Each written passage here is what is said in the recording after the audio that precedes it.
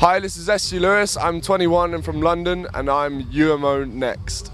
I'm feeling this devotion, touching your emotion. I can see. I started making music probably only seriously for about 2 years, but when I was at school I was in some really terrible like cover bands and stuff, so me and friends used to just like cover Kings of Leon song and stuff.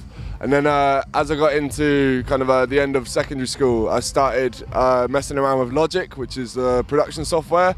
So I just started making really bad dubstep remixes. I started sticking those online under like rubbish names like Bass God or some random stuff like that. But then slowly I just started to kind of get better, get more practice. I went to Liverpool to study sound engineering, and while I was in Liverpool I just started DJing a lot, and I kind of got into the scene there.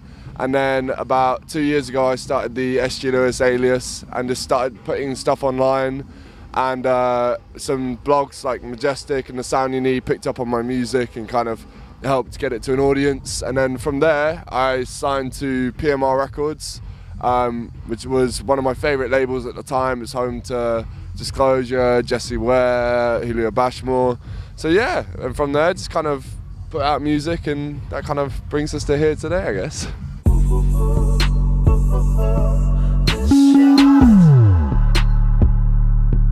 Getting signed to PMR was like, it sounds cheesy, but it was a dream come true. They were honestly one of my favourite labels. I think like the way that PMR combine left field influence and kind of underground music with also people that make credible pop music is something that I was really aspiring to do myself. So to join that roster is amazing. And at that point I didn't have a lot of songs, but we met with the PMR guys, and after one meeting they were like, yeah, let's do this. And I was like, wow, okay. But I had to try and play it cool. But I was really over the moon. So, and just having that association with acts that you look up to and actually listen to, you know, like I'm a genuine fan of Jessie, the Disclosure Boys, of Bashmore, and it's amazing to be part of the same roster.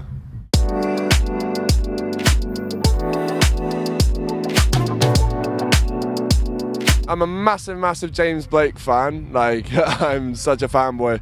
But then also singer-songwriters, like I love Bon Iver, I love John O'Mcleary, kind of really just beautiful singer-songwriter music as well. And then also a kind of different genre, I do really like techno music as well, but that's it doesn't really find its way into the music that much, but I do enjoy like Inner Visions and that sort of stuff.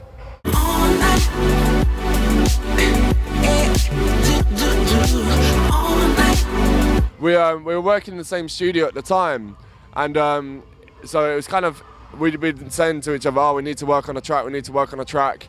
I was working downstairs with my friends Ed and 2 Inch Punch, and we were just hanging out at the studio, and then we had this vibe going, and then once Dornick came in, he really just added a completely different dimension to the track, and from there, yeah, kind of just finished it up.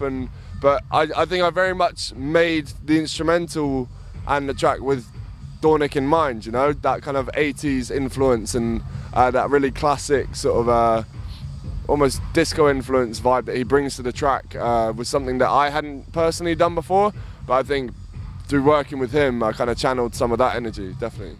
If you were mine to fall away, I'd hold on tight. It's another 4-track EP, so I just wanted to release some music so that I'm currently working on my album, and I just wanted to make sure that fans were kept with music, you know, instead of going away for a year and being like, bye, I'm gonna go make an album soon in a year. I just wanted to keep music flowing. So really it's just it's a progression on the last EP. I think I show a little bit more variety in the EP. I've worked with a rapper on the EP. Am I allowed to say yet? So I worked with Bishop Nehru on the EP, who's an amazing rapper, and like I'm really excited about that. And then a collaboration with Gallant, and then also for the first time on one of my own tracks I'm singing as well, so that's something that's really new for me. So on track 3 on the EP is like a full vocal from myself, which is something that I wanted to do for a long time, and it's the first time I've managed to get it to a point where I'm like, okay, maybe this could go out.